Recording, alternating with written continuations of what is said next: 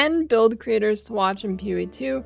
I'm going to go down the list. I'm going to tell you a little bit about what they specialize in, because most PoE creators have a certain type of style of build they like to play / upload guides on. And these 10 are not in order and who I think are the best. They're not who I even think are the 10 best. These, I just thought of the number 10 for a video, and I just listed the first 10 build creators that came into my mind. That's it. If your favorite creator's not here, it doesn't mean I think they suck, although I might. But, you know, that's not the point of this video. Alright, so I said 10 creators, but it's gonna be 11 because I made the video, and I was like, wait, I'm not in it. I should probably be in it. It's my channel. Just for an introduction, what I do. I don't really make many of my own builds. I occasionally do if the thing I want to do isn't made already, but 9 times out of 10, the thing I want to do is already made by somebody in a very, very powerful build. So I usually take their builds, I might edit it to my needs a little bit, and then I will present it to you guys in a digestible format. A lot of PoE videos have a lot of rambling. I try and keep it to a minimum, particularly on my guides. On a video like this, I might ramble a little, like right now. Basically, no BS build guides that I will just show you the info. Here you go. Play the build.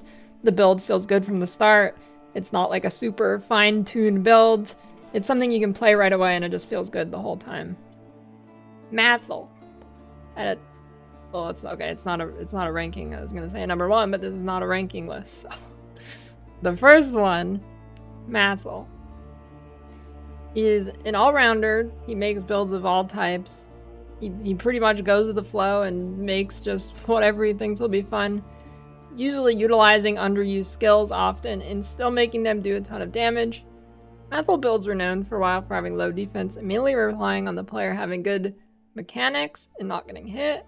But I feel like in recent years, he's actually been making more well-rounded builds as well. So I wouldn't really be scared about that or anything if you've heard that.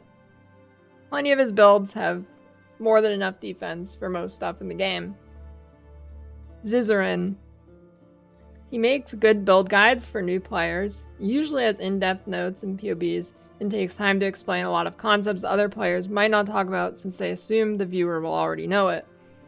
He also does collabs with other streamers and will get their input on a build that he thinks they've played a lot of, like me with DD. If he ever has any questions on it or whatever, wants to clarify, he'll just ask me, or, you know, whatever build, or whoever, Karn with Bone Shatter, stuff like that. He has a ton of collab videos like that. He also has a lot of good video series for new players going over everything step by step, like his Everything Explained series, PoE University, and he's very patient with new players on stream. Jungroan. He's definitely not new player friendly, but if you're serious about learning the game, you should pay attention to this guy. He usually finds some really OP / bugged builds, maybe interesting use of game mechanics, as some will say, by stealing the builds from Chinese players on Bilibili. He will often take builds from scratch, from level 1 on the beach, and showcase entire runs, usually 2-stone runs, which, if you don't know what that is, it's basically 6 to 8 hour run for very, very experienced players. Yeah, that'll get to the 2 first major endgame bosses in PoE 1. There's probably no equivalent of that yet that we really know in PoE 2, but he'll show like a full run of the build. Show you what to expect from them. He also commonly tries to find very good builds on a budget. His builds are usually pretty tightly tuned, and I'm not sure if I can think of a great way to describe that, but what I guess I mean by that is, like, if the build's like a puzzle and all the pieces aren't perfectly in place, it'll feel like shit. Goratha. A lot of my favorite builds in the game have come from Goratha. He's definitely one of the best build makers in PoE 1. He finds wacky builds to play in hardcore, which is extremely difficult to do. And they always work without putting in a ton of effort into getting the build to function, which is my favorite kind of build. I really hate spending 1,000 hours crafting the gear, setting everything up all at once, just for the character to function at a baseline level. Alkaizer X. Alk is a melee lord. You'll pretty much always take the best melee skill and just hyper optimize it until it really can't be improved anymore. And then he'll just play it for the next 8 leagues until it's unplayable after they've nerfed it enough or whatever. If you want to play the best melee builds in the game, he's your go-to. Definitely hardcore focus with the focus on defense, but still makes it do a lot of damage. Ruetoo. Ru himself doesn't make build guides, but he is definitely one of the best build creators in the game. I wouldn't really say as a typical build style he sticks to. His builds are just really damn good and optimized. Definitely not new player friendly, if I didn't say that. Ben. If you want the absolute best competitive build of the game at any given time, you should probably find Ben's character. Now, at the start of early access for PoE2, I doubt there's going to be competitive races or anything. I'm praying nobody tries to host some weird community race that gives you like an Olive Garden gift card for winning or something. But in the future when there is, he is where you look if you're interested in what the absolute pinnacle looks like. He'll take the best meta build and then get the best possible gear in the shortest amount of time. The man is a machine for efficiency. Uber Dan. You want builds that are just so absolutely insane that when you see the gear, you'll know immediately that Dan made it.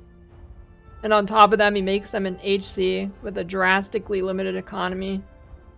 Like less than 1% of a softcore economy. And you'll usually have 1 or 2 main builds that you kind of think like, how did he even do this with nobody playing hardcore? Where do you get this stuff? You'll usually have 1 to 2 main builds per league that have a particularly interesting mechanic that he just scales the hell out of. He doesn't make build guides, but he'll often upload to his YouTube channel. Well, not often. He will occasionally upload to his YouTube channel, and then I often steal his builds and make guides for, along with having cheaper gear options, because usually, like, they're really high end.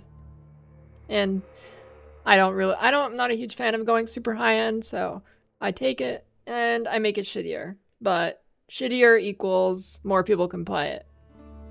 Waggle. Just an HC player that makes really solid builds and pushes them to a high level.